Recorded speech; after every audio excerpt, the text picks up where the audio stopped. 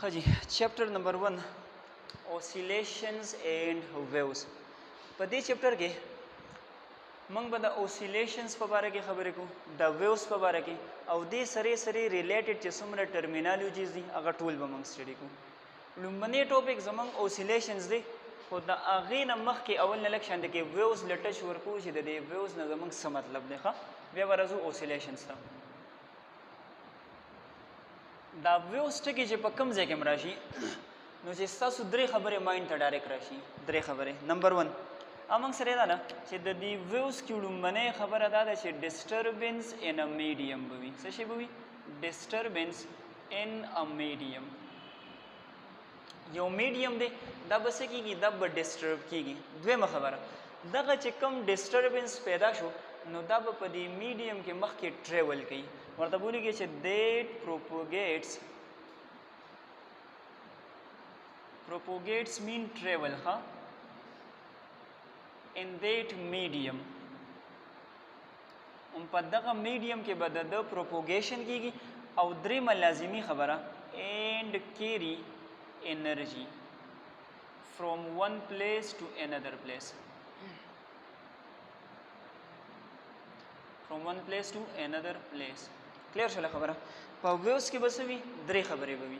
نمبر 1 یو میډیم کې به اول نه ډسټربنس پیدا کېږي، بیا به دغه ډسټربنس چې کوم دی دا به مخکې پروپوګیټ کېږي او ځان سره به انرژي کیری کوي. نو دې ته به موږ څه وایو؟ ویوز به ورته وایو. لکه فور ایگزامپل زه لګیا یم خبرې کوم، د ټولو نه اول دلته کې چې کوم موږ ساوند باکس دی نو د هغې د وجې نه وایبریشنز پیدا کېږي او دا میډیم چې کوم دی ډسټرب کېږي. دا ایر چې کوم دی، د ایر دغه ډسټربنس چې کوم دی مخکې پروپوګیشن کوي، ستاسو غوږونو پورې چې کوم دی ساوند انرژي کیری کوي. نو دغې ته موږ څه وایو؟ ساوند ویوز ورته وایو. یا که چېرې زه بل ایگزامپل کنسیډر کوم.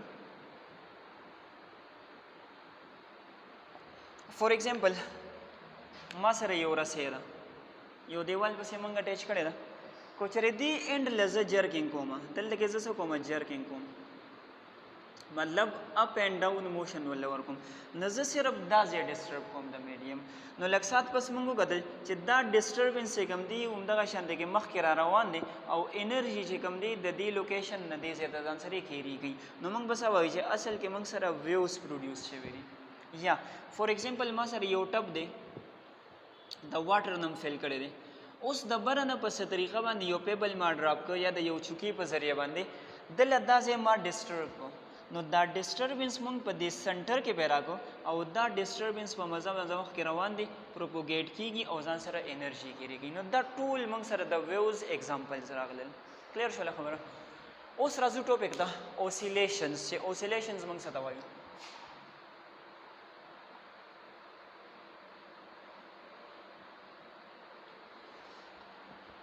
دا اوسیلیشنز ټکي چې کله راشي نو د دې نه زموږ مطلب به څه وي؟ ټو اینډ فرو موشن ښه، یا بیک اینډ فورت موشن. یو بوډي ده د خپل اکویلیبریم پوزیشن نه ټو اینډ فرو موشن کوي یا بیک اینډ فورت موشن کوي. نو دغه قسمه موشن چې کوم دی هغې ته موږ اوسیلیټري موشنز یا اوسیلیشنز به ورته وایو. نو ډیفینیشن ولیکئ چې د ټو اینډ فرو موشن of a body from its mean or equilibrium position. یا تاسو دا سم ویلی شئ چې the back and forth motion of a body from its mean or equilibrium position. مطلب یې څه شو؟ دلته کې زه یو فکر ډرا کوم، خیال کوئ ورته. فور ایگزامپل لیٹ سپوز دا ما سره یو سوینګ دی، دا سیزنو پیژنې ښه. فور ایگزامپل دا موږ سره څه دی؟ یو سوینګ دی. اوس په دې ټایم کې چې کله دته مو کتل نو دی بالکل په دې سنټرل پوزیشن باندې دی. یا زه ویلی شم چې په دې ټایم کې دا بوډي چې کومه ده دا موږ سره څه ده؟ په اکویلیبریم کې ده. نو د دې چې کوم پوزیشن دی نو هغې ته به زه څه ویم؟ هغې ته به زه اکویلیبریم پوزیشن وکړم. کلیر ده خبره؟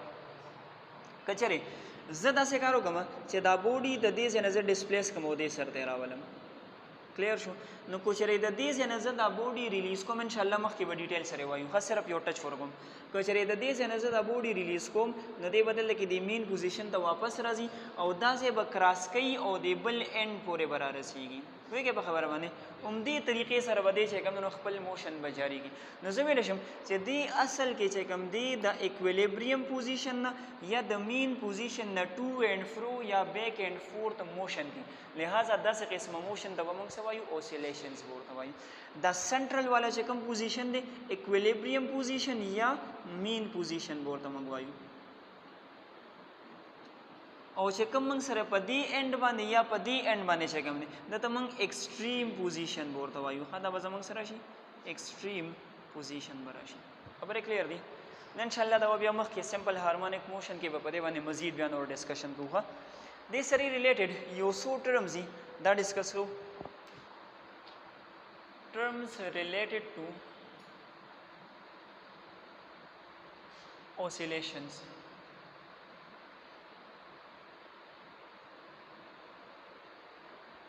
نمبر 1 چې دا ون ویو یا ون سایکل موږ څه ته وایو دلته کې ځلې کوم سایکل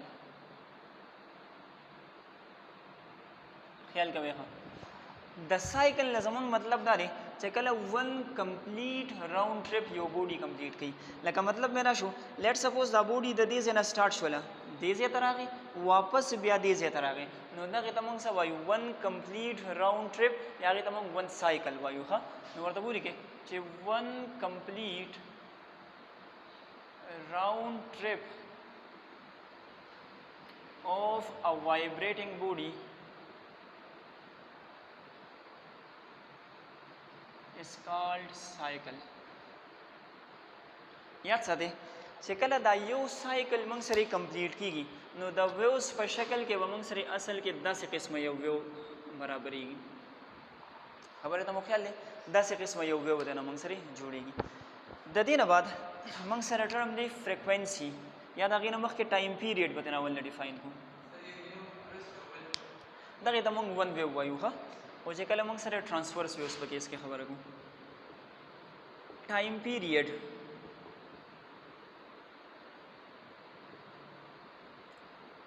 د ټایم پیریډ نه زموږ څه مطلب دی خیال کوئ ډېر اسانه خبره ده دا ون سایکل چې کله کمپلیټ کیږي نو خامخا څه ټایم واخلي چې په څومره ټایم کې دا ون سایکل یا دا ون ویو کمپلیټ شو دغه ټایم ته به موږ ټایم پیریډ وایو نو ورته ولیکئ چې د ټایم ریکوایرډ to complete one vibration is called time period. याद साथे दा मंग the capital T ना represent को हा it is represented by capital T सही show the unit ब मंग सरे सराजी नो चूंकि टाइम दे नो टाइम मंग मेयर को पर सेकंड्स के हा its unit is second clear the खबर د دې نه بعد ټرم دی فریکوینسي د دې الټا ټرم دی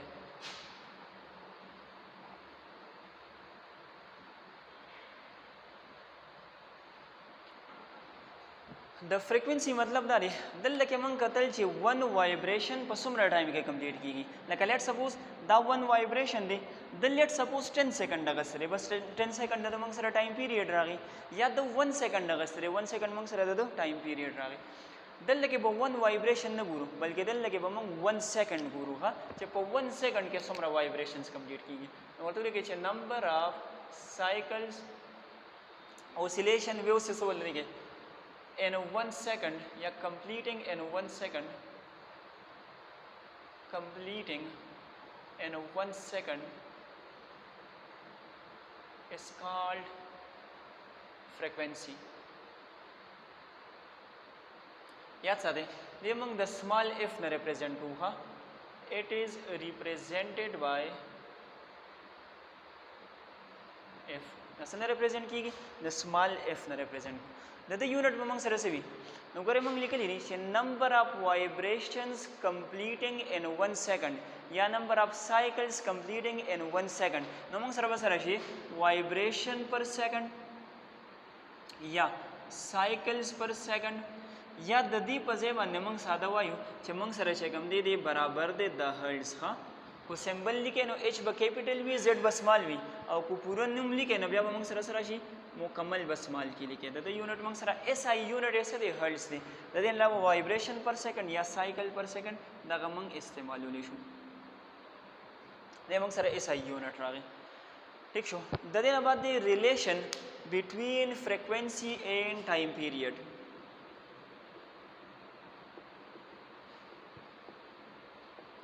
relation between frequency and time period نو ډیفینیشنز ته خیال وکړئ د ډیفینیشنز نه موږ ته پته لګي چې دا دواړه چې کوم دي د یو بل انورس دي نو بای ډیفینیشن ورته ولیکئ چې بای ډیفینیشن موږ ته پته ولګېدله چې فریکوینسي چې کوم دی د ټایم پیریډ انورس به موږ سره راځي کلیر ده خبر دا سایډ اریز کړئ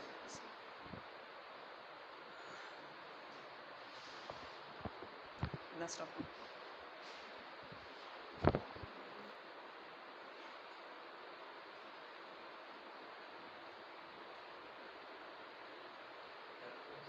बस टिक दे बरश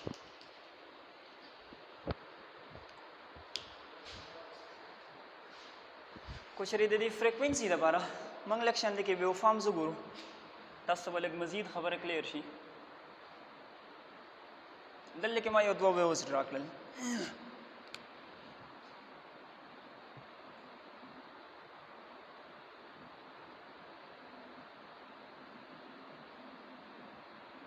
दल्ले के टाइम 1 सेकंड है दल्ले के टाइम मंग सरे 1 सेकंड है let suppose the frequency number 1 ज मालूम होल वाडम द फ्रीक्वेंसी नंबर 2 मालूम होल वाडम ख्याल हम दे वरदा लगो गोरे शाबाश दल्ले के 1 सेकंड के ओनली 1 वाइब्रेशन या 1 साइकिल कंप्लीट छेवे नो द फ्रीक्वेंसी व मंग सर राशि 1 हर्ट्ज दल्ले के गोरे 1 2 3 प यो सेकंड के मंग सर 3 साइकिल्स कंप्लीट छेवी द फ्रीक्वेंसी व मंग सर राशि 3 हर्ट्ज व मंग सर राशि क्लियर द खबर द दिन बाद द डिस्प्लेसमेंट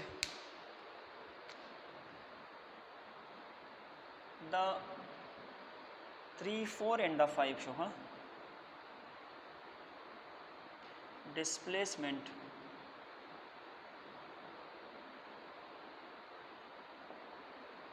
ख्याल हो गया हाँ द डिस्प्लेसमेंट से मतलब दे जैसे क्यों गोरे द बॉडी से कल दे से ना स्टार्ट की गई दी एक्सट्रीम पूरे राजी नो दे दुमरम डिस्टेंस कवर कोली शी दुमरम डिस्टेंस कवर कोली शी दुमरम कवर कोली शी पा एनी इंस्टेंट बांधे चेकल ज द डिस्टेंस या डिस्प्लेसमेंट पुरम दागे तो हम सादा डिस्प्लेसमेंट वायु खो कोचरे ज चे कम दी द मैक्सिमम डिस्प्लेसमेंट वगरम चे ज्यादा न ज्यादा दे सुमरा कवर कोली शी आगे तो अब हम एम्पलीट्यूड वायु हां याद भी दरदा वर्ता बोली के चे the instantaneous distance from the mean position दा मंग सर any distance की दिशा हाँ दी normally मंग represent को the x ना नसन represent की गई the x ना और the unit मंग सर meter दे हो कुछ रे खबर राशि the amplitude